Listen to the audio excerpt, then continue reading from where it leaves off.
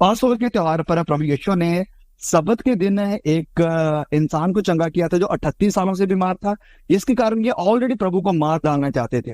फिर जब प्रभु यीशु इस त्योहार पर आते हैं, तकरीबन 6-7 महीनों के बाद चौपड़ियों के पर्व पर आते हैं, तो यहाँ पर फिर प्रभु यीशु ऐसा प्रचार कर रहे हैं, ऐसी बातें कर रहे हैं जो कि इन्हें लगता है कि प्रभु हमारे खिलाफ है, ये बड़ा कुछ गलत हो रहा है, प्रभु यीशु को हम ऐसे खुला नहीं छोड़ सकते हैं, हमें इसका कुछ करना पड़ेगा, इसे पकड़ना पड़ेगा। ओके, इसकी बातों में हमें कुछ ऐसा दिखाई नहीं दे रहा है कि हम इसे कैद कर सके, हम इसे पकड़ सके। तो हम कौन सा रास्ता निकालें कि हमें मौका मिले इसके ऊपर दोष लगाने का। तो इस बात को याद रखें। ये जो बात मैंने कही कि यहूदी लोग पकड़ना चाहते हैं प्रभु यीशु को, स्पेशली यहूदी लोगों की जब मैं बात करता हूं तो मेरे कहने का मतलब है जो लीडर थे, जो अगुवे थे, सदूकी और फरीसी, तो ये प्रभु यीशु को पकड़ना चाहते हैं और कोई दोष नहीं मिल रहा है कि प्रभु यीशु के ऊपर जो लगा सके। तो वो इस तलाश में है, इस फिराक में है कि कहीं ना कहीं हमें मौका मिले प्रभु यीशु के ऊपर हाथ डालने का। ओके, इस बात को याद रखें। नाउ हम आते हैं अध्याय 8 में और कंटिन्यू करते हैं। जैसे प्रभु यीशु प्रचार करके अपने अध्याय अपने खत्म करते हैं, तो वचन 53 में लिखा है, जो लास्ट आयत थी अध्याय 7 की, तो वहां से शुरू करते हैं क्योंकि वहां से एक्चुअली कनेक्ट हो रहा है अध्याय 8। तो वचन 53 में क्या लिखा है, ध्यान दीजिए अपनी बाइबल के ऊपर। 53 में लिखा है, तब सब कोई अपने अपने घर चले गए। तब जो प्रभु यीशु ने प्रचार किया था वहां मंदिर में खड़े होकर उसको सुनने के बाद, सारी बातों के बाद सब लोग अपने अपने घर चले गए क्योंकि फेस्टिवल खत्म हो चुका था, त्योहार खत्म हो चुका था। तो अभी भी कुछ लोग यहाँ पर थे।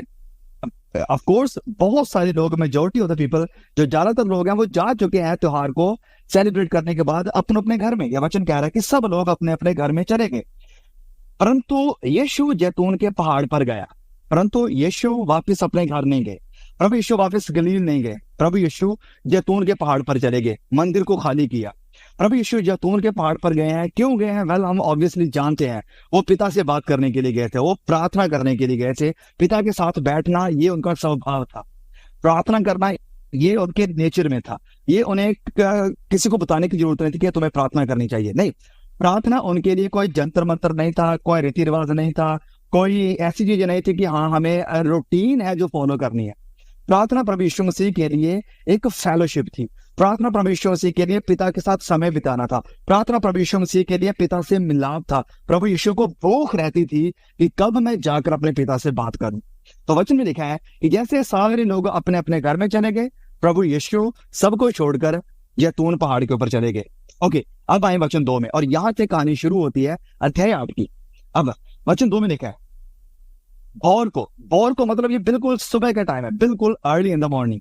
तो सुबह को वह फिर मंदिर में आया, सब लोग उसके पास आए और वह बैठकर उन्हें उपदेश देने लगा। ओके, तो त्योहार खत्म हुआ, मेजोरिटी ऑफ द पीपल, जैसे मैंने कहा, ज्यादातर लोग अपने अपने घर में चले गए, लेकिन अभी भी कुछ लोग हैं जो मंदिर में रुके हुए हैं, कुछ देर के बाद जाएंगे, आई डोंट नो कि क्यों। और बाकी जो लोग यरूशलेम में ही रहने वाले हैं, जो ऑलरेडी यहाँ के ही हैं, वो लोग ऑलरेडी मंदिर में आते जाते हैं हर दिन, हर रोज। तो यहाँ पर बहुत सारी भीड़ ऑलरेडी फिर से आ गई। और प्रभु यीशु जब यहाँ पर आए, वचन में लिखा है कि अदालत पर पूरी उन्होंने पिता से बात करी और सुबह होते ही वो निकले और मंदिर में आ गए, इस मंदिर में आ गए, क्योंकि उन्हें पता है अभी भी लोग यहाँ पर हैं, लोग आएंगे, तो मेरा काम है प्रचार करना और वो मैं करूंगा जाकर। तो प्रभु यीशु जैसे मंदिर में आते हैं तो वचन में लिखा कि सब लोग उसके पास आ गए। तो लोगों को ऑलरेडी पता है कि प्रभु यीशु कैसा प्रचार कर रहा है, प्रभु यीशु का फेमस फिगर भी बन चुके हैं, प्रभु यीशु को जानते हैं लोग।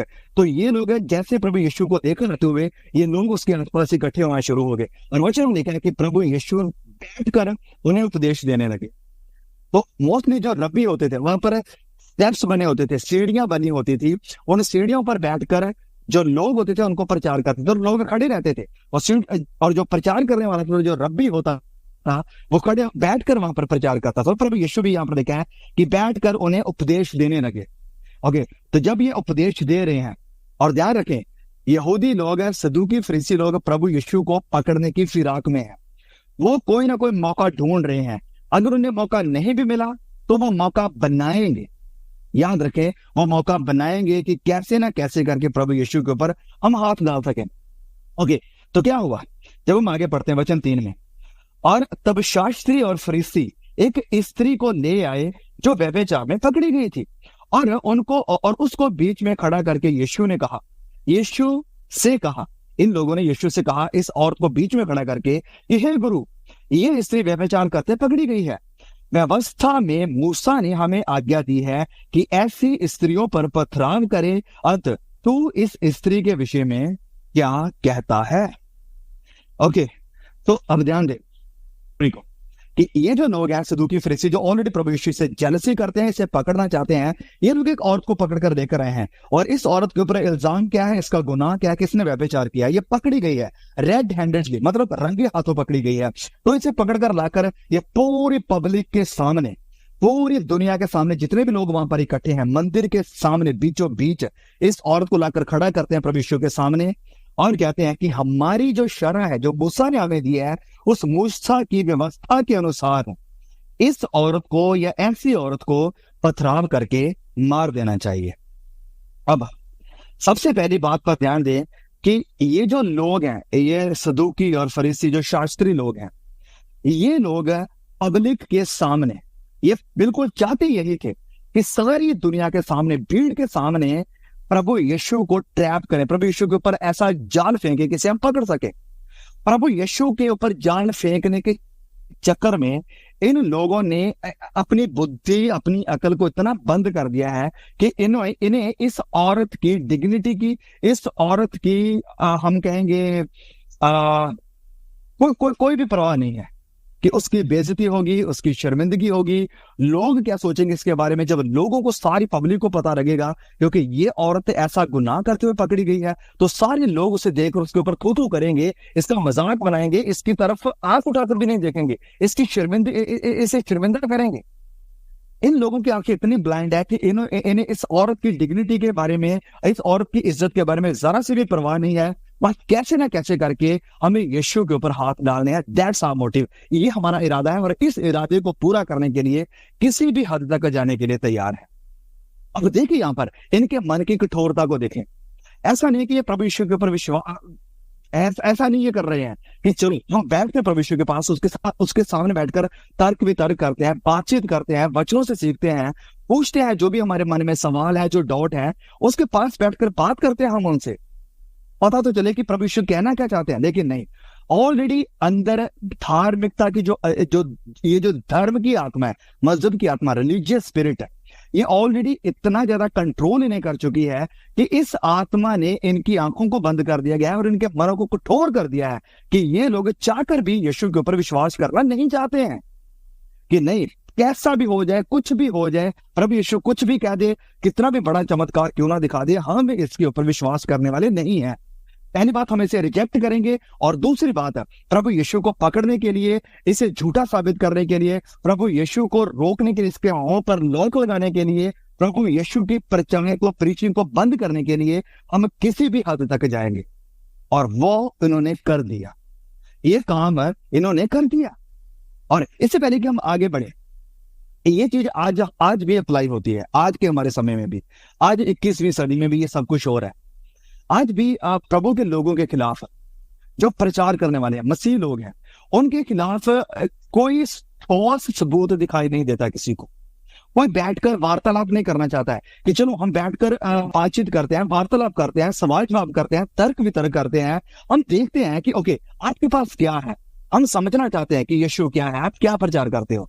नहीं, बजाय इसके क्या हो रहा है, लोग ऐसी ऐसी बातों को पकड़ेंगे जिनका कोई सर पैर नहीं है, ऐसी ऐसी बातें करेंगे। कभी कहेंगे कि चर्च पैसे देता है लोगों को और खरीदता है, कभी कहेंगे कि पास्टर लोग पैसा इकट्ठा कर रहे हैं लोगों से, लोगों को लूट रहे हैं, अपनी जायदाद बना रहे हैं। तो दोनों चीजों में हम देख रहे हैं कि कंट्रोवर्सी है, मतलब दोनों विचार सेम नहीं है, मिल नहीं रहे हैं, तो ऐसी बातें करेंगे। ये तो मैंने आपको एक एग्जांपल दी, बहुत सारी ऐसी चीजें करेंगे जिसमें वो खुद ही फंस जाएंगे, झूठे साबित होंगे, लेकिन विश्वास करना नहीं चाहते हैं, सच्चाई को जानना नहीं चाहते हैं। फिर चाहे उस सच्चाई को रोकने के लिए उन्हें झूठ बोलना पड़े, झूठे प्रोपेगेंडा बनाने पड़े कि चावल लेकर मसीह बनाया जाता है, लोगों को जबरदस्ती धर्म परिवर्तन किया जा रहा है, लोगों को लालच देकर धर्म परिवर्तन किया जा रहा है। ऐसे बहुत सारे झूठ बनाएंगे जैसे ये सदूकी फरीसी लोग बना रहे थे, मसीहों को रोकने के लिए जैसे इन्होंने यीशु को रोकने के लिए किया, चर्च को बंद करने के लिए जैसे उन्होंने प्रभु यीशु के प्रचार को बंद करने के लिए किया। और ये जो मजहब की आत्मा है, धर्म की आत्मा है, ये आज भी पूरी तरह से एक्टिव है, एक्टिवली काम कर रही है। और ये उस वक्त भी काम कर रही थी जब प्रभु यीशु मसीह को क्रूस के ऊपर चढ़ाया गया और उसके बाद जब उसे कब्र में रख दिया गया, तो वहां पर हम जानते हैं सिपाही उसके सिक्योरिटी के लिए रखे गए कि कहीं कोई उसके चेले आकर इस यीशु को निकालना नहीं कब्र से और फिर वो कहेंगे यीशु जिंदा हो गया। तो जब प्रभु यीशु अद्भुत तरीके से कब्र से बाहर आए, जिंदा हो गए, तो इन्हीं धार्मिक गुरुओं ने, इन्हीं रिलीजियस लीडर्स ने क्या किया, बजाय इसके कि वाकई वो लोग एविडेंस की तरफ भागते कि प्रभु यीशु जिंदा हो गए, ये कैसे हुआ, वाकई प्रभु यीशु में वो ताकत है, वाकई प्रभु यीशु मसीह वही है जो होने को उसने दावा किया था, बात करी थी, चलो हम उसके ऊपर विश्वास करते हैं। नहीं, बजाय इसकी ये लोग क्या करने लगे, झूठ फैलाने लगे, झूठा प्रोपेगेंडा फैलाने लगे। इन लोगों ने इस सिपाहियों को पैसे दिए और कहा कि तुम्हें ये झूठ फैलाना कि इसके चेले आए और उन्होंने आकर प्रभु यीशु की कब्र को खोलकर वो जो प्रभु यीशु की डेड बॉडी से उठा कर ले गए। तो सेम चीज आज भी चल रही है। ये जो मजहब की आत्मा है, ये जो रिलीजियस स्पिरिट है, ये बड़ी गंदी आत्मा है। ये आपको इतना कठोर बना देगी, इतना जेलसी से भर देगी, इतना मंड से भर देगी कि आप बस सच्चाई को देख ही नहीं पाएंगे। फिर वो चाहे कितनी भी सफेद क्यों ना हो, आपकी आंखों के आगे पर्दा रहेगा। ये रिलीजियस आत्मा है और ये रिलीजियस आत्मा इन लोगों के अंदर काम कर रही है। तो इन लोगों ने क्या किया है, प्रभु यीशु को पकड़ने के लिए किसी भी हद तक गए हैं और इतनी हद क्रॉस कर दी है कि एक औरत को लेकर आए हैं और पब्लिकली सबके सामने उस औरत को बेइज्जत कर रहे हैं, उसे शर्मिंदा कर रहे हैं। और ये मैं कह रहा हूं, ये सब कुछ प्री प्लान था। यस, ये इस औरत का व्यभिचार में पकड़ा जाना ये कोई एक्सीडेंट नहीं था, ये अचानक से नहीं हुआ था, ये सब कुछ प्री प्लान था ऑलरेडी। इन लोगों ने, जैसे मैंने कहा कि इन लोगों की नजरें प्रभु यीशु के ऊपर तब से लगी हुई है जब प्रभु यीशु पहली बार पसाह के पर्व पर आए थे, जब 38 साल के बीमार को सैटरडे के दिन चंगा किया था। तो वचन में लिखा, उस जब हम वहां पर स्टडी कर रहे थे अध्याय 5 की, वहां पर लिखा था कि ये लोग प्रभु यीशु को मार डालना चाहते थे। तो तब से इनकी नजरें हैं प्रभु यीशु को पकड़ने पर और कोई ना कोई दोष ढूंढना चाहते हैं। तो अब जब प्रभु यीशु दूसरी बार पर्व पर आए हैं, और जो पर्व है चौपड़ियों का पर्व, इन्होंने देखा प्रभु यीशु कितना बोल्डली प्रचार कर रहे हैं, कितने अद्भुत काम कर रहे हैं और कितने लोग प्रभु यीशु के पीछे चलना शुरू कर दिए हैं। तो ये लोग प्रभु यीशु को रोकने के लिए इन्होंने एक योजना तैयार करी। और वो योजना क्या करी कि इन्होंने अपना एक बंदा लिया और इस औरत को लिया साथ में। अब हम नहीं जानते कि औरत को पता था इसके बारे में या नहीं, डेफिनेटली हम जानते कि औरत को नहीं पता होगा। कोई भी औरत नहीं चाहेगी कि वो पकड़ी जाए, उसे शर्मिंदा किया जाए पब्लिकली।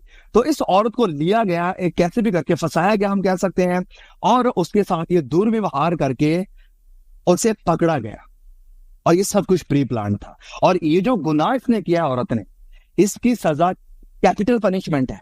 कैपिटल पनिशमेंट क्या होती थी, जैसे आज अगर किसी को इंडिया में कैपिटल पनिशमेंट देना हो तो वो होगा किसी को फांसी लगाकर मार देना। उस वक्त कैपिटल पनिशमेंट क्या थी, मूसा की व्यवस्था के अनुसार कि पथराव करके मार दिया जाएगा। ऐसे इंसान को जो व्यभिचार करते, ऐसा गुनाह करते, पकड़ा जाएगा। तो ये सब कुछ प्री प्लान करके ये लोग आए हैं। अब ये जो व्यभिचार का गुनाह है, इसे ऐसे नहीं है कि किसी ने भी कह दिया कि इसने व्यभिचार किया, ये गलत काम किया, तो चलो इसके ऊपर पथराव करके मार दो। जब हम व्यवस्था में पढ़ते हैं, न्याय व्यवस्था 20, उसके बाद न्याय व्यवस्था 22 में, तो हमें ये सारे कानून देखने को मिलते हैं कि जो ऐसे गुनाह में पकड़ा जाता है उसके लिए क्या क्या एविडेंस होने चाहिए, कैसी उनको सजा मिलनी चाहिए। तो एविडेंस बड़े स्ट्रॉन्ग मांगते थे, जो एविडेंस होते थे वो बड़े स्ट्रॉन्ग होने चाहिए थे। पहली बात है, तो बहुत सारे गवाहों की जरूरत होती थी और मिनिमम 2 गवाह तो चाहिए ही होते थे। 2 गवाहों के बिना अगर कोई कहे कि हाँ इस गुनाह में कोई पकड़ा गया है या पकड़ी गई है, तो वो झूठा माना जाएगा। लेकिन अगर 2 लोग सेम गवाही दे रहे हैं कि हाँ ऐसा हुआ है, बिल्कुल हमने देखा है, ऐसे पढ़ा था, वैसे पढ़ा था, तो उनके स्टेटमेंट जो है, उनके जो बयान है, वो मैच करने चाहिए। अब यहां पर जैसे मैंने कहा कि एविडेंस बड़े स्ट्रॉन्ग होने चाहिए। तो एविडेंस क्या कि 2 लोगों की गवाही होनी चाहिए। फिर जो लोग पकड़ेंगे होने चाहिए कि वो उन्हें रंगे हाथों पकड़े। ये नहीं है कि एक लड़का या एक लड़की कमरे से बाहर निकल रहे हैं और कोई कह दे कि हाँ ये लोग व्यभिचार करके निकले। नहीं नहीं नहीं नहीं, रंगे हाथों पकड़ना जरूरी था, ये साबित करने के लिए कि उन्होंने ये गुनाह किया है, ताकि इन्हें कैपिटल पनिशमेंट है, ये सजा मिल सके पथराव करके। तो इन लोगों ने रंगे हाथों इस औरत को पकड़ा है। ध्यान दे, इस औरत को पकड़ा है। लेकिन सवाल फिर ये आ जाएगा कि औरत अपने आप तो व्यभिचार नहीं कर रही, एक नाल को दूसरे, इसके साथ साथ कोई दूसरा इंसान भी चाहिए होगा, और वो दूसरा इंसान है जो इन्होंने खुद ठहराया था, उसे पकड़कर ये नहीं लेकर आए। हो सकता है वो भी इनके साथ शामिल है, इस जब ये इस औरत को लेकर आए वो भी इनके साथ ही है, हम नहीं जानते, लेकिन उस इंसान को उन्होंने छोड़ दिया, वो यहाँ पर नहीं है, सिर्फ इस औरत को लेकर आए हैं। इससे हमें पता चलता है कि ये लोग एक प्रोपेगेंडा के तहत यहाँ पर आए हैं, और ये सब कुछ प्री प्लान करके आए हैं ये लोग, ताकि प्रभु यीशु को पकड़ सके। और ये बात हमें आगे पता भी चलती है जब हम वचन 6 को पढ़ते हैं। वचन 6 में क्या कहा है, तो इन लोगों ने जब इस औरत को खड़ा किया यीशु के सामने, तो कहा कि इसके विषय में तू क्या कहता है। प्रभु यीशु को कहने लगे कि तेरा क्या विचार है इस औरत के बारे में, और जो गुनाह इसने किया है, और जो हमारी व्यवस्था कहती है इस औरत के बारे में, आपका क्या कहना है। Now you tell us what shall be done to this, इस औरत के साथ क्या होना चाहिए। ना वचन 6 में लिखा है, उन्होंने उसको परखने के लिए ये बात कही, ताकि उस पर दोष लगाने के लिए कोई बात पाए। तो देखा, उन्होंने इसे परखने के लिए ये बात कही, ताकि उसके ऊपर दोष लगाने के लिए कोई बात उन्हें मिल सके, उन्हें कोई प्रूफ मिल सके कि हम इसके ऊपर दोष लगा सके। ना इस प्रभु यीशु को ऊपर दोष लगाने के लिए और प्रभु यीशु को पकड़ने के लिए उन्होंने इस औरत को एक टूल की तरह, एक वस्तु की तरह इस्तेमाल किया है, और पब्लिकली उसे लाकर खड़ा कर दिया है। और उन्हें कोई परवाह नहीं थी कि पब्लिक में, लोगों के सामने, इतनी भीड़ जो यहाँ पर इकट्ठी हुई है, उसके सामने इस औरत को क्या फील होगा, उसे कैसा महसूस होगा। इन लोगों को कोई परवाह नहीं है। यहां से हमें पता चलता है कि रिलीजियस की आत्मा उनके अंदर इतना काम कर रही थी कि उन्हें इस औरत की जरा से भी कोई परवाह नहीं है। अगर वो सच में खुदा का भय मानने वाले होते, अगर वो सच में परमेश्वर के वचनों पर चलने वाले होते, अगर सच में उनके अंदर धार्मिकता होती, तो उन्हें इस औरत की परवाह भी होती। असल में रूल क्या था कि ऐसी औरत को कस्टडी में डाला जाएगा, ऐसे पब्लिकली नहीं लेकर आ सकते हो आप। कस्टडी में डालकर सबसे पहले उसका गुनाह साबित किया जाएगा, लेकिन ऐसा कुछ नहीं हुआ। उसे सीक्रेट में कस्टडी में रखा गया, उसका गुनाह साबित नहीं हुआ, लेकिन ये लोग उसे पकड़कर लेकर रह गए हैं सबके सामने, लोगों के सामने, बिना परवाह किए इस औरत के ऊपर क्या गुजरेगी जब सारी दुनिया इसके ऊपर देखेगी। और जब ये औरत अगर बच भी जाएगी तो पूरी दुनिया इस औरत के बारे में क्या सोचेगी। इन्हें कोई परवाह नहीं है। जो लोग धर्म की आत्मा के साथ ग्रस्त हैं, उन्हें सच्चाई की कोई परवाह नहीं है। उन्हें कोई परवाह नहीं है कि किसी कोई गुमराह हो रहा है, उन्हें कोई परवाह नहीं है कि किसी को झूठी इंफॉर्मेशन जा रही है, उन्हें कोई परवाह नहीं है कि कोई मिसलीड हो रहा है। नहीं नहीं नहीं, उन्हें बस अपना प्रोपेगेंडा फैलाना है। उन्हें बस साबित करना है कि कैसे हम सच्चे हैं और कैसे दूसरा झूठा है, और दूसरे को झूठा ठहराने के लिए किसी भी हद तक जाएंगे। तो ये काम इन्होंने किया। आगे देखा है, परंतु यीशु नीचे झुककर उंगली से भूमि पर लिखने लगा। ओके, प्रभु यीशु नीचे झुककर लिखने लगा। अब इसका क्या मतलब, ये लोग आए हैं, प्रभु यीशु से पूछ रहे हैं, औरत सामने खड़ी है जो गुनाह में पकड़ी गई है, लेकिन प्रभु यीशु ने उनकी बातों पर ध्यान ही नहीं दिया। उनका जो टेम्परामेंट, जो पूरा गर्म हो रखे हैं, वो पूरा क्रोध अंदर कि प्रभु यीशु कम ऑन बता इस औरत के साथ हमें क्या करना चाहिए। प्रभु यीशु ने उनकी किसी बात पर ध्यान नहीं दिया, वरन आराम से वो नीचे झुके और नीचे लिखना शुरू कर दिया। अब इससे पहले क्या आगे जाए, ये बड़ा एक कॉमन सवाल आता है लोगों का कि प्रभु यीशु ने नीचे झुककर क्या लिखा था। और इसको लेकर आज 2000 साल हो गए हैं, और 2000 इंटरप्रिटेशन भी हमें मिल जाएंगी कि प्रभु यीशु ने ये लिखा था, प्रभु यीशु ने वो लिखा था, प्रभु यीशु ने ये लिखा वो लिखा। बहुत सारी इंटरप्रिटेशन है, बहुत सारी। अगर मैं बताने लग गया तो ये सारा मैसेज यही बताने में निकल जाएगा कि क्या लिखा क्या लिखा क्या लिखा। अब आप कहेंगे कि भाई याकूब क्या बताएंगे कि प्रभु यीशु ने यहाँ पर क्या लिखा नीचे झुककर। वेल, तो मैं आपको बताता हूं, प्रभु यीशु ने क्या लिखा हमें नहीं पता। यस, हमें नहीं पता, क्योंकि वचन ने नहीं बताया कि उसने क्या लिखा, तो हमें कैसे मालूम होगा कि प्रभु यीशु ने क्या लिखा। यहाँ लोग अपने अपने गैस लगा सकते हैं कि ये लिखा वो लिखा, लेकिन उनके गैस फैक्ट नहीं हो सकते। फैक्ट क्यों नहीं हो सकते? क्योंकि वो कल्पनाओं से निकले हैं, सच्चाई से नहीं निकले। सच्चाई तब होती अगर वचनों में बताया गया होता कि क्या लिखा, तब हमें पता चलता कि क्या लिखा। लेकिन ये अपने अपने इंटरप्रिटेशन है जो हर कोई देता है। जैसे सबसे कॉमन और सबसे पॉपुलर जो इंटरप्रिटेशन है वो ये है, जो मैं आपके साथ शेयर कर सकता हूं। लेकिन हाँ, जैसे मैं कह रहा हूं, ये भी सच्चाई नहीं है, ये भी वैसे इंटरप्रिटेशन है कि हाँ ये हो सकता है, लेकिन हमें नहीं पता कि क्या लिखा प्रभु ने। मोस्टली जो इंटरप्रिटेशन दी जाती है वो ये है कि प्रभु यीशु जब नीचे झुककर लिखना शुरू किया, इन लोगों ने कहा था कि मूसा ने ये व्यवस्था में हमें कहा है, तो प्रभु यीशु नीचे झुककर उंगली के साथ लिखने लगे। और ये दूसरी बार है कि फिंगर यानी उंगली के साथ वचन बाइबल में कुछ लिखा जा रहा है। पहली बार ये कब हुआ? जब हम एक्सोडस यानी बाइबल की दूसरी किताब में निर्गमन में पढ़ते हैं, तो वहां पर हमें देखने को मिलता है कि परमेश्वर ने अपने फिंगर के साथ, अपनी उंगली के साथ उन 10 आज्ञाओं को लिखा था। और ये दूसरी बार प्रभु यीशु नीचे झुककर लिख रहे हैं। तो लोगों की इंटरप्रिटेशन क्या है कि प्रभु यीशु इशारा कर रहे हैं, इन लोगों को बताना चाहते हैं कि वो जो आज्ञा मूसा ने तुम्हें दी है, वो लिखने वाला असल में मैं ही हूं उन्हें लिखने वाला। तो अब फिर से ये सिर्फ स्पेकुलेशन है, ये सिर्फ हमारा अंदाजा है, आइडिया है। क्या लिखा है हम नहीं जानते, क्योंकि वचन ने नहीं बताया।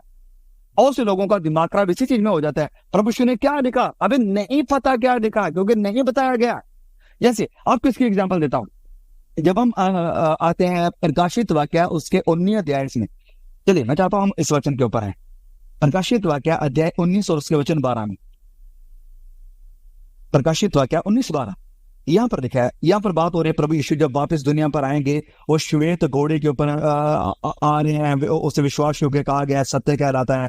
और वचन 12 में लिखा है कि उसकी आंखें आग की ज्वाला है और उसके सर पर बहुत सारे राजमुकुट हैं, और उस पर एक नाम लिखा हुआ है जिसे उसको छोड़, ध्यान दे इस बात पर, उसको छोड़, उसको किसको?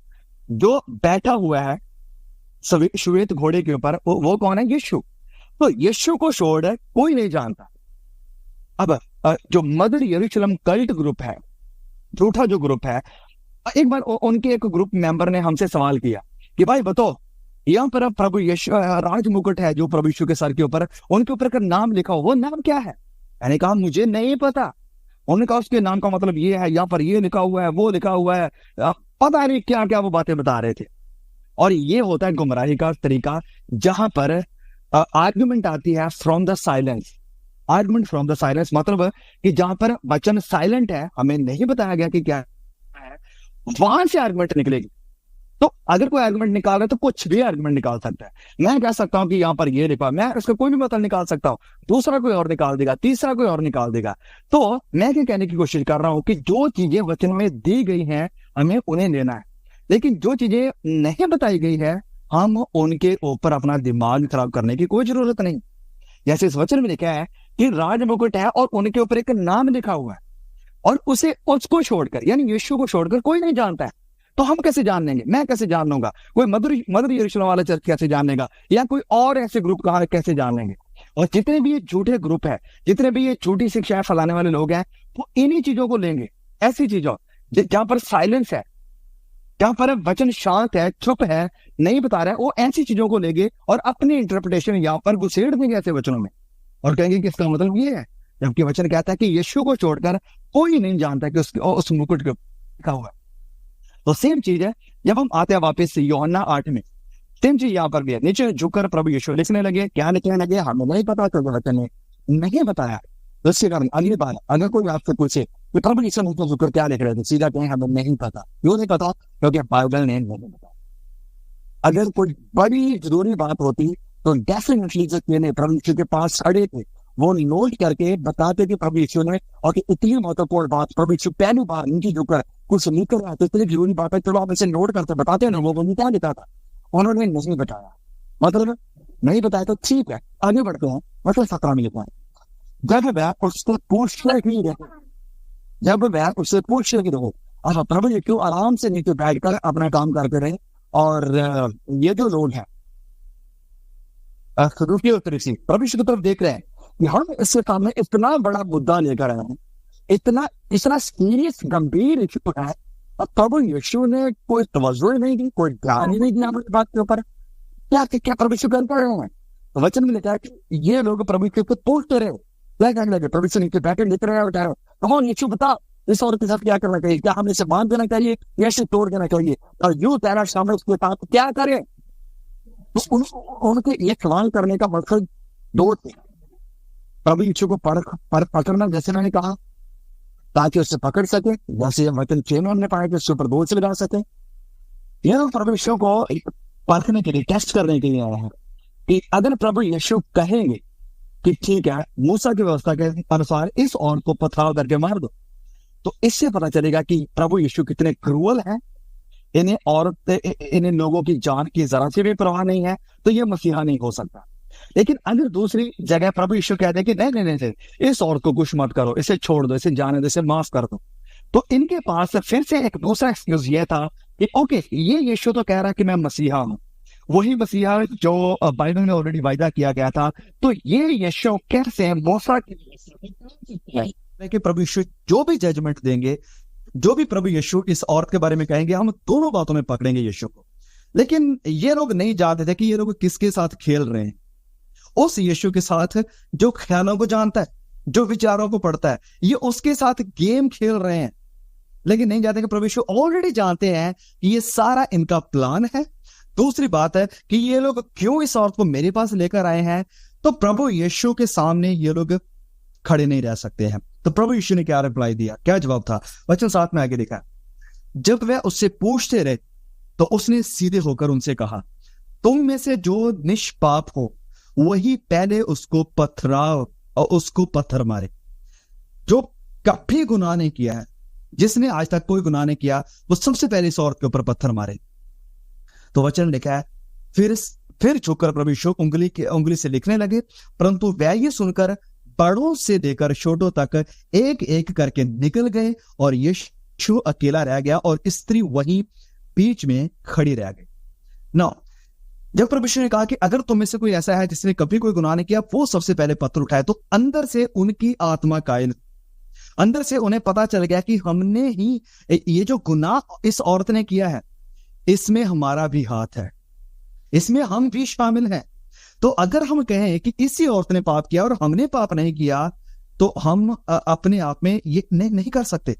तो उन लोगों ने ये लोग कभी भी मारने से, अगर एक बंदा पत्थर उठाता तो फिर जो पब्लिक थी वो खड़ी होकर कह सकती थी कि कौन, अगर तुम ऐसे इंसान हो कि तुमने कभी पाप नहीं किया और इस कारण तुम इस औरत को पत्थर मार रहे हो, तो तुम जो बलिदान चढ़ाते हो हर सप्ताह या हर साल बाद, वो बलिदान क्यों चढ़ाते हो? वो बलिदान तो इसलिए चढ़ाए जाते थे पापों की क्षमा के लिए, लेकिन तुम तो कह रहे हो कि हमने कभी पाप नहीं किया, ये कैसे हो सकता है? तो ये लोग दोनों तरह से ये फंस रहे थे यहां पर, क्योंकि ये गेम किसके साथ खेल रहे हैं? प्रभु यीशु के साथ। तो कोई प्रभु यीशु के साथ खेल नहीं सकता है। पहली बात, तो ये जो औरत ने गुनाह किया, ये भी इसके जिम्मेदार है, उसमें शामिल है।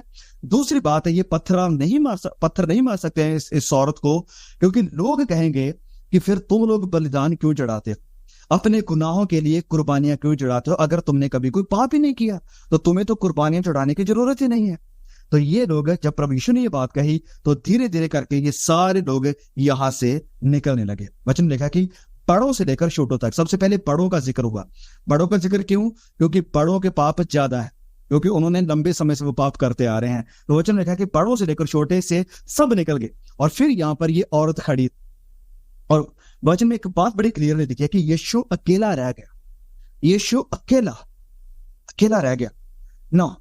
यीशु ने सीधे होकर उससे कहा कि हे नारी, वह कहां गए? क्या किसी ने तेरे ऊपर दंड की आज्ञा ना दी?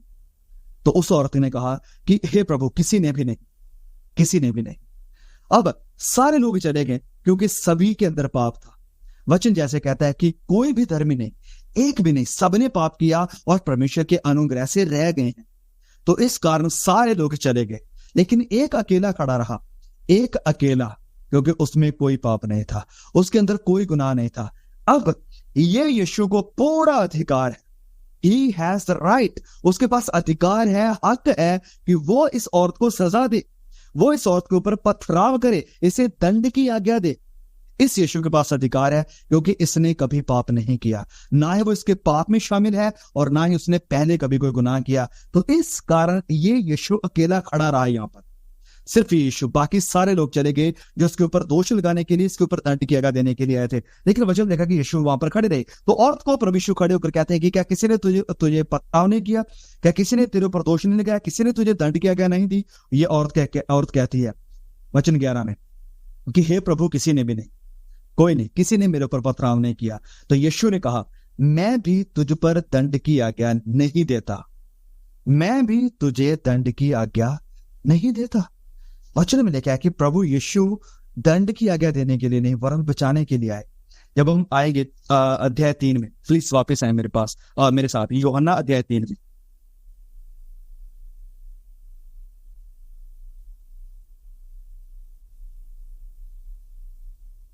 यूहन्ना अध्याय 3 वचन 17 से पढ़ेंगे।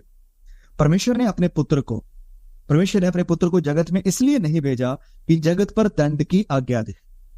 दंड की आज्ञा, सेम एग्जैक्ट वर्ड जो प्रभु यीशु ने यूज किए इस औरत के लिए अध्याय 8 में, वो same exact word already use हो चुके थे प्रभु यीशु मसीह के लिए अध्याय 3 में, कि प्रभु यीशु को इसलिए नहीं भेजा गया कि वो जगत पर और लोगों के ऊपर दंड की आज्ञा दे, परंतु इसलिए कि जगत उसके द्वारा उद्धार पाए, बचाया जाए, छुटकारा पाए। और जो उस पर विश्वास करता है उस पर दंड की आज्ञा नहीं होती, परंतु जो उस पर विश्वास नहीं करता वह दोषी ठहर चुका है, इसलिए कि उसने परमेश्वर के इकलौते पुत्र के नाम पर विश्वास नहीं किया। और दंड की आज्ञा का कारण यह है कि ज्योति जगत में आई और मनुष्यों ने अंधकार को ज्योति से अधिक प्रिय जाना, क्योंकि उनके काम बुरे थे। ये लोग जब प्रभु यीशु के पास इस औरत को लेकर आए हैं, उनके ऊपर ऑलरेडी दंड की आज्ञा हो चुकी है, क्योंकि उन्होंने ज्योति को प्यार नहीं किया, क्योंकि उनके काम बुरे थे। उनके काम कैसे बुरे थे कि पहली बात कि वो सच्चाई को जानना नहीं चाहते हैं, सच्चाई को परखना नहीं चाहते हैं। दूसरी बात, वो इस औरत को यूज कर रहे हैं, इस औरत को इस्तेमाल कर रहे हैं अपना प्रोपेगेंडा फैलाने के लिए, प्रभु यीशु के ऊपर हाथ डालने के, प्रभु यीशु को दोषी ठहराने के लिए। इनके काम बुरे हैं, इस कारण वो ज्योति के पास नहीं आते, रोशनी से डरते हैं। वो क्यों? क्योंकि उनके ऊपर ऑलरेडी दंड की आज्ञा हो चुकी है, क्योंकि उन्होंने परमेश्वर के इकलौते बेटे यीशु मसीह के ऊपर विश्वास नहीं किया, जैसे यूहन्ना अध्याय 3 कह रहे हैं हमें।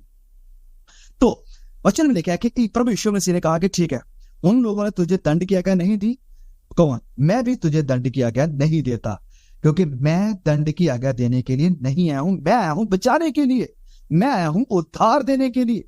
सिर्फ एक ही खड़ा है यहां पर जो दंड की आज्ञा दे सकता है, उसने कोई पाप नहीं किया, उसके ऊपर पूरा अधिकार है कि वो पत्थर उठाए, इस औरत को मारना शुरू करे। लेकिन वो पथराव करने के लिए, वो पापियों को मारने के लिए नहीं आया है, वो पापियों को बचाने के लिए आया है। यह फर्क है हमारे मसीह यीशु में।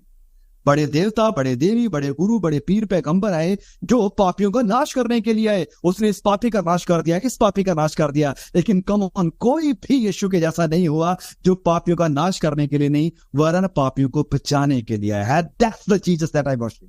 ये यीशु है जिसकी मैं आराधना करता हूं, और इसकी आराधना मैं क्यों ना करूं? इस यीशु को मैं क्यों ना मानूं? क्योंकि अगर हम अपने आप को परखें, अपनी पुरानी जिंदगी की तरफ थोड़ा झांकें, अपने अंदरूनी हिस्से को देखें, तो हम भी इस औरत की तरह पूरे करप्ट हैं।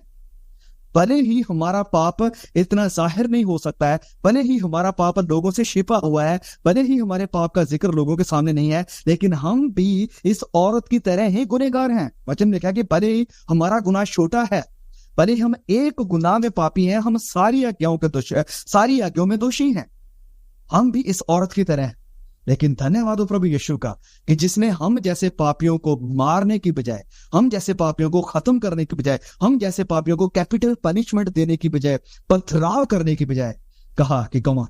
मैं तुम्हें दंड की आज्ञा नहीं देता, मुझे अधिकार है दंड की आज्ञा देने का, लेकिन नहीं, मैं तुम्हें दंड की आज्ञा नहीं दूंगा, मैं तुम्हें दंड की आज्ञा नहीं दूंगा। अब इस चीज से क्या कहते हैं कई लोग कि देखो देखो देखो, प्रभु यीशु सारे तरह के पाप को प्रूव करते हैं, कोई फर्क ही नहीं पड़ता, आप जो भी करना चाहे आप कर सकते हो, बस यीशु के पास आओ, यीशु से माफी मांगो and that's good, you are good to go. आपके गुनाह माफ हो चुके, आप फिर से जैसा चाहो जी सकते हो। नहीं नहीं नहीं, ये मसीह जिंदगी नहीं है, और ऐसी मसीह जिंदगी हमें यहाँ पर देखने को नहीं मिल रही है। जब हम आगे पढ़ते हैं, प्रभु यीशु इस ओर से क्या कहते हैं? और फिर पाप ना करना। ये जो गुनाह में तो पकड़ी गई है, दोबारा इस गुनाह में कभी ना आना, इस गुनाह में दोबारा तो कभी मत आना। ये सेम चीज आज प्रभु मुझे और आपको भी कह रहे हैं। प्रभु यीशु ने किस औरत के ऊपर अपना अनुग्रह किया है। अनुग्रह क्या होता है? अनुग्रह को हमें समझना बड़ा जरूरी है, क्योंकि एक ऐसी अद्भुत चीज है जो हम में से बहुत से लोग अनजान रहते हैं। क्योंकि मोस्टली चर्चेस में अनुग्रह की बातें तो होती है, अनुग्रह नाम से चर्चेस तो लगाए जाते हैं, लेकिन अनुग्रह का मतलब क्या है वो समझाया नहीं जाता है। अनुग्रह का मतलब है अनमेरिटेड ग्रेस।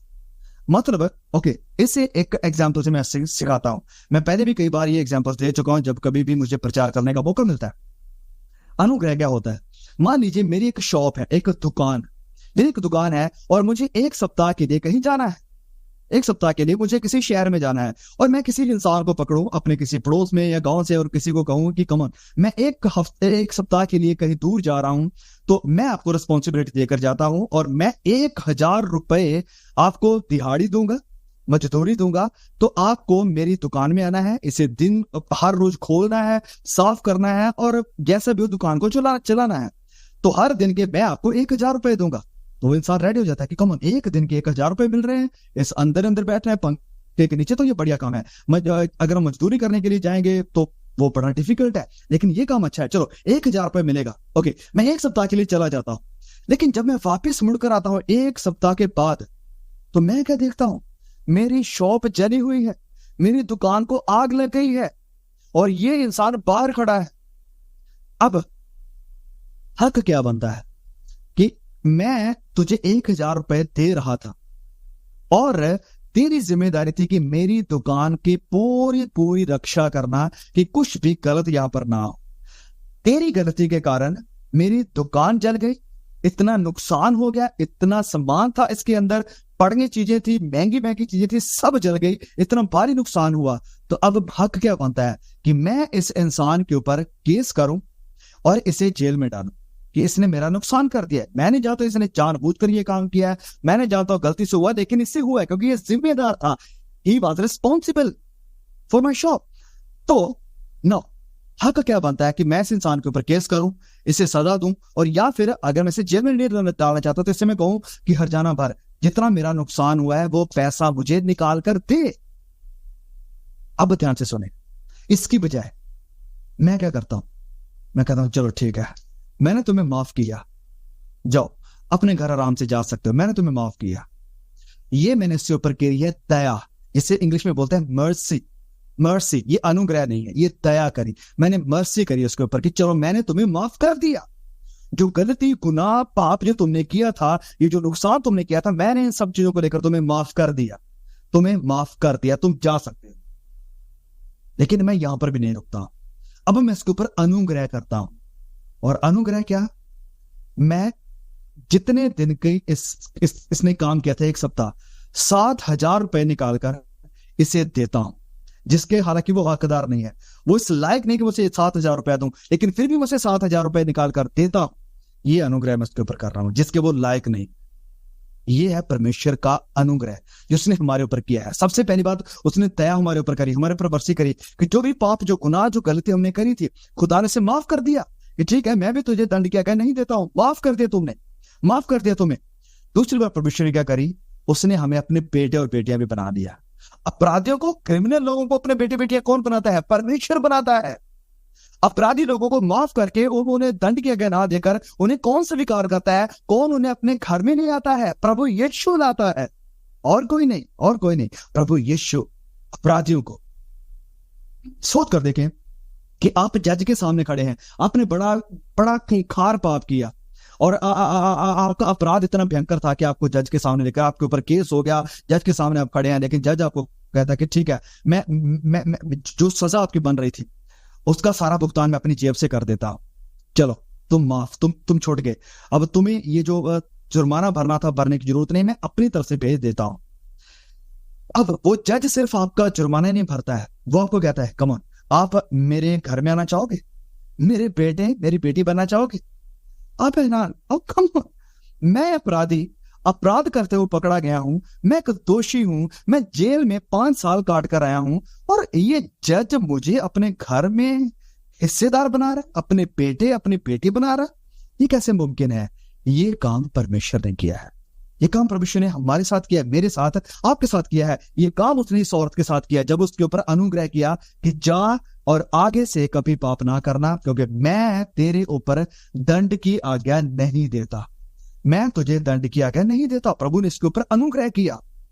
प्रभु ने नहीं देखा, प्रभु ने बिल्कुल भी इस औरत को नीचा नहीं देखा, प्रभु यीशु ने बिल्कुल भी इस औरत को ह्यूमिलिएट नहीं किया, प्रभु यीशु ने बिल्कुल भी इस औरत को इसके पाप याद नहीं दिलाए कि तुमने ऐसा क्यों किया, तू क्या करती है, तूने ऐसा क्यों कर दिया, तू कहां पर थी, कैसे गई थी वहां पर, कौन तुझे लेकर गया था, कैसे लेकर गया, तू पढ़ने कैसे गई? नहीं नहीं नहीं नहीं, जैसे वचन में लिखा कि प्रभु यीशु ने हमारे पाप जैसे ईस्ट वेस्ट से दूर है इतनी दूर कर दिए हैं, याद ही नहीं करता परमेश्वर। ऐसा नहीं कि उसकी याददाश्त कमजोर है, ही रिफ्यूजेस टू रिमेंबर देम। वो याद करने से खुद मना करता है कि नहीं, मैं इन्हें याद नहीं करूंगा, आपके पापों को मैं याद नहीं करूंगा। ये काम प्रभु यीशु ने इस औरत के साथ किया कि ठीक है, तूने जो भी किया पास्ट में किया, ओके कम ऑन, मैं उसे भूल गया हूं, उसे माफ कर दिया है, मैं तेरे ऊपर कोई दंड किया गया नहीं देता। प्रभु यीशु ने इसके ऊपर दोष नहीं लगाए, प्रभु यीशु ने इसे नीचा नहीं देखा, प्रभु यीशु ने इसकी बेइज्जती नहीं करी, वरन इस औरत को उम्मीद दी। इस वर्ड को याद रखें, उम्मीद, होप, कि तेरे ऊपर दंड किया गया नहीं है। जो नई वाचा है जिसका मैं खुलकर प्रचार करता हूं, और इस प्रचार करने से मैं बिल्कुल भी नहीं डरता हूं, जो नई वाचा है, जो सुसमाचार है, जो मसीह यीशु की क्रूस का संदेश है, उसमें उम्मीद है, उसमें उम्मीद है। भले ही मैं कितना भी पाप के खिलाफ पाप कर लूं, भले ही मैं न्याय की बात करता हूं, भले ही मैं नरक की बात करता हूं, भले ही मैं पापों के खिलाफ प्रचार करता हूं, लेकिन मेरे हर प्रचार में आपको उम्मीद दिखेगी, मैसेज दिखेगा, गुड न्यूज दिखेगी कि हाँ आपके पास अभी भी उम्मीद है, आपके पास होप है। और नई वाचा में उम्मीद है। नई वाचा का प्रचारक, सुने इस बात को ध्यान से, नई वाचा का प्रचारक आपको सिर्फ, सुने फिर से सुने, मैं कह रहा हूं इस बात को ध्यान से सुने, नई वाचा का प्रचारक आपको निराश नहीं करेगा। नई वाचा का प्रचारक आपको कायल करेगा कि आप गुनहगार हैं, पापी हैं, लेकिन वो आपको एंड में उम्मीद जरूर देगा, सुसमाचार जरूर देगा कि अभी भी आपके पास उम्मीद है। वो आपको निराशा में छोड़कर नहीं जाएगा। नई वाचा का प्रचारक आपको निराशा में नहीं छोड़ेगा। लेकिन कई झूठे नबी उठ खड़े हुए हैं, कई झूठे प्रेरित उठ खड़े हुए हैं, जो लोगों को डराते हैं, लोगों को धमकाते हैं और लोगों को निराश कर जाते हैं। हमारी एक बहन है कोलकाता से, शायद मीटिंग में जुड़े हुए हैं, तो वो हमें एक दिन बता रहे थे, बात हो रही थी उनके साथ, वो कह रहे कि एक प्रॉफिट आया, अपने आपको प्रॉफिट कहते हैं, और उन्होंने उनके साथ जब हम बात कर रहे थे तो उन्होंने मुझे बहुत निराश कर दिया। मैं उन सारी बातों को नहीं खोलूंगा, लेकिन उन्होंने कहा कि मेरे फ्यूचर को लेकर उन्होंने कहा कि तुम्हारे साथ ये हो जाएगा, वो हो जाएगा, ऐसा हो जाएगा, वैसा हो जाएगा। तो मैं बहुत डर गई, बड़ी निराशा में चली गई। हो कम ऑन, मैं मान ही नहीं सकता हूं कि उस बंदे ने कभी इस बाइबल को खोला है। मैं नहीं मान सकता। क्यों नहीं मान सकता? क्योंकि नई वाचा का प्रचारक निराशा में छोड़कर कभी नहीं जाएगा। नई वाचा का प्रचारक हमेशा उम्मीद देकर जाएगा, और नई वाचा का प्रचारक आपको खड़ा करके जाएगा। नई वाचा का प्रचारक आपके अंदर एक नए बल को भर के जाएगा कि आपके पास उम्मीद है। और ये उम्मीद प्रभु यीशु ने इस औरत को भी दी कि मैं तेरे ऊपर दंड किया गया नहीं देता, जा और इसके बाद कभी पाप ना करना। प्रभु यीशु ने ऐसा नहीं कहा कि ठीक है कोशिश करना कि तू अगली बार पकड़ी ना जाए। नहीं, प्रभु ने ऐसा नहीं कहा। कोशिश करना कि तू धीरे धीरे इस पाप से निकल आए, जैसे बहुत से लोग सोचते। नहीं, प्रभु यीशु ने ऐसा नहीं किया। प्रभु यीशु ने कहा पाप मत कर। पाप में आप जीवन व्यतीत नहीं कर सकते हैं। अगर आपके ऊपर खुदा का अनुग्रह हो गया है तो आप पाप में जीवन व्यतीत नहीं कर सकते हैं। प्रभु यीशु ने कहा कि मैं तुझे कहता हूं कि जा और आज के बाद पाप ना करना। मेरे प्रिय भाइयों और बहनों, यहां से बहुत सी चीजें हैं जो हमने सीखी हैं, और एक दो बातों के साथ मैं आपको छोड़ना चाहता हूं। सबसे पहली बात, प्रभु ने इस औरत के ऊपर अनुग्रह किया, जिस औरत के ऊपर अनुग्रह किया जाना नहीं चाहिए था, जो बिल्कुल भी हकदार नहीं थी। उस औरत के ऊपर अनुग्रह किया जिसे शर्मिंदा किया जाना चाहिए था। उस औरत को प्रभु ने प्यार किया, उस औरत को प्रभु ने उम्मीद दी, उस औरत को प्रभु ने इनकरेज किया है, हौसला दिया है, उसे नई जिंदगी दी है। जो औरत गुनाह से भरी हुई है, जिस औरत को शर्मिंदगी ने चारों तरफ से घेर रखा है, यहां से हमें क्या सीखने को मिलता है? मैं और आप, वचनों में कहता है, जब हम पढ़ते हैं फिलिपियों अध्याय 4 में, वहां पर लिखा है कि तुम्हारा भी वैसा ही स्वभाव हो जैसा मसीह यीशु का था। वैसा ही स्वभाव जैसा 1:2-5 में शायद। ओके, मैं चाहता हूं उस वचन को खोलिए, फिलिपियों 2:5, फिलिपियों 2:5।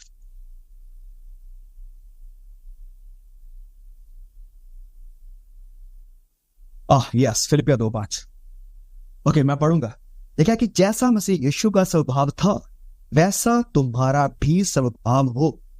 जैसा मसीह यीशु का स्वभाव था वैसा तुम्हारा भी स्वभाव हो। प्रभु यीशु का स्वभाव क्या है?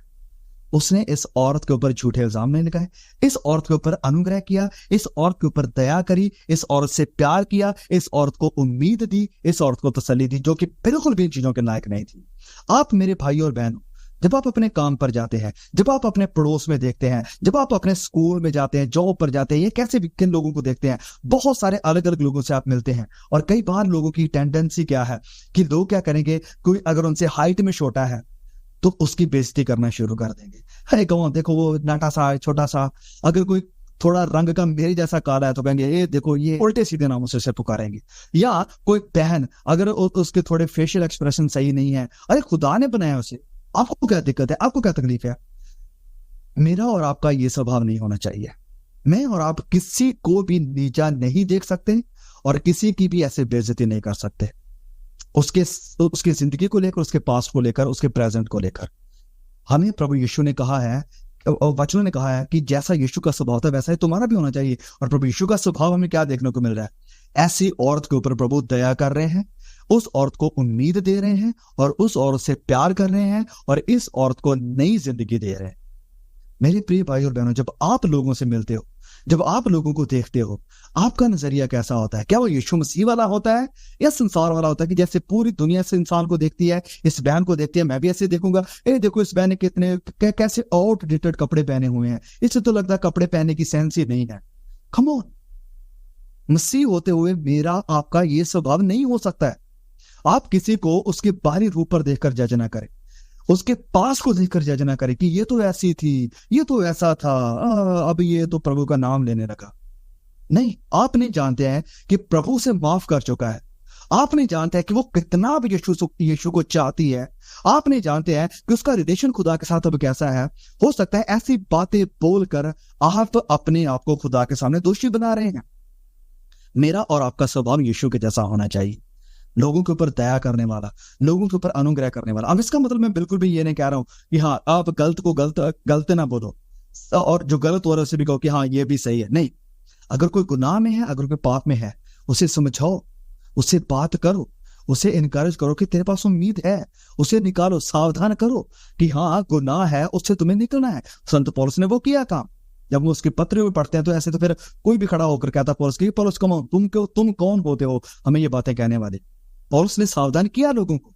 हमें सावधान करना है अगर कोई गलत कर रहा है, लेकिन लोगों को नीचा देखना, उनके पास को लेकर उन्हें जज करना और फिर उस इंसान को गिराने की कोशिश करना, ये सरासर गलत है। ये मसीह का स्वभाव नहीं है। मसीह का स्वभाव क्या है? लोगों को उम्मीद देना। मसीह का स्वभाव क्या है? लोगों को प्यार बांटना। मसीह का स्वभाव क्या है? लोगों को उम्मीद बांटना, नई जिंदगी देना, गिरे हुओं को उठाना। ऐसे जो उम्मीद हार चुके लोग हैं, ऐसे जो जिंदगी से निकाले गए, जो लोगों के द्वारा तुच्छ जाने गए लोग हैं, उनके पास जाकर उनकी पीठ थपथपाना और कहना कि यीशु आपके लिए भी मरा है, यीशु आपके लिए भी मरा है, आपके पास उम्मीद है, खुदा का अनुग्रह आपके ऊपर भी है। जैसे उसने मेरे ऊपर अनुग्रह किया है, जैसे उसने आपके ऊपर अनुग्रह किया है, आइए मैं भी सीखूं, आप भी सीखें कि हम भी लोगों के ऊपर अनुग्रह करना, लोगों के ऊपर दया करना सीखें। परमेश्वर इन वचनों के द्वारा आपको बहुत आशीष दे। सभी भाई बहनों को जय मसीह की। आइए सब अपनी आंखों को बंद करेंगे, छोटी सी प्रार्थना करते हैं। धन्यवाद देते हैं मेरे खुदावंद खुदा, हम आपके कदमों में आते हैं। महान परमेश्वर है, दया करने वाले परमेश्वर, अनुग्रह से भरे हुए खुदा। प्रभु सच में आप महान है, आपकी दया महान है, आपका प्यार महान है। ऐसा प्यार खुदा जो हमने कभी नहीं देखा, पूरी दुनिया में कहीं नहीं देखा। बड़ी किताबें पढ़कर देखी हैं, बड़े इतिहास को उठाकर देखा है, बड़े लोगों की जिंदगियों को पढ़ पढ़ के देखा है, बड़े लोगों की बायोग्राफीज पढ़ी हैं, लेकिन खुदा मसीह यीशु आपकी जैसा कोई नहीं मिला। यीशु जैसा कोई भी नहीं, यीशु जैसा कोई नहीं।